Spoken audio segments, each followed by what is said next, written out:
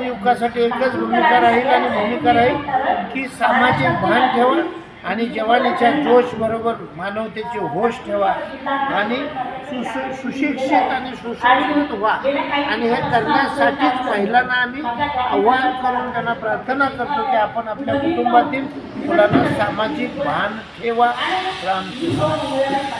जायचं आहे आणि आता उरलेलं काम आम्ही करणार आहे आणि लवकरच एक चांगला उत्साहासह आपण सगळ्यांना भेटूया।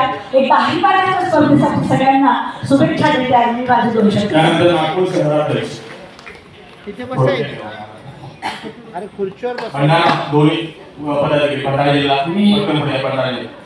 माऊली मुरेकर नागपूर शहराध्यक्ष 2 मिनिटं फक्त बोलेल कारण नागपूरला कार्यक्रम नसल्यामुळे मला बोलावं लागेल। तुम्हाला दुपारच्या सत्रात बोलायचं आहे। जिल्ह्याचे प्रमुख आता फक्त ओळख आहे। बरं रामकृष्ण मी माऊली मुरेकर शहराध्यक्ष नागपूरमध्ये आलेल्या सर्व वारकरी साहित्य परिषदेच्या सदस्यांना अध्यक्षांना तालुका अध्यक्षांना अभिनंदन आणि स्वागत करतो।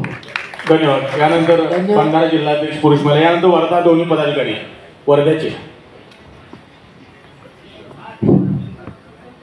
सर्वांना रामकृष्ण हरी। मी वारकरी रवी गुलाबजी लांजेवार भंडारा जिल्हा अध्यक्ष।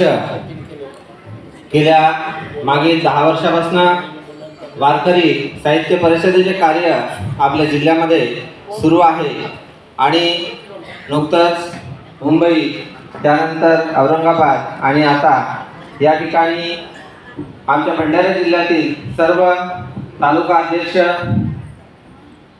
महिला व पुरुष कार्यकारिणी आज या ठिकाणी उपस्थित आहेत आणि आमच्या भंडारा जिल्ह्यामध्ये आज जवळपास 450 महिला हरिपाठ मंडळांची स्थापना आम्ही केलेली आहे। आमचे सहकारी आणि सर्व वारकरी या ठिकाणी आज उपस्थित आहेत। गुरुने दिला ज्ञानरूपी वसा आम्ही चालवू तो पुढे वारसा।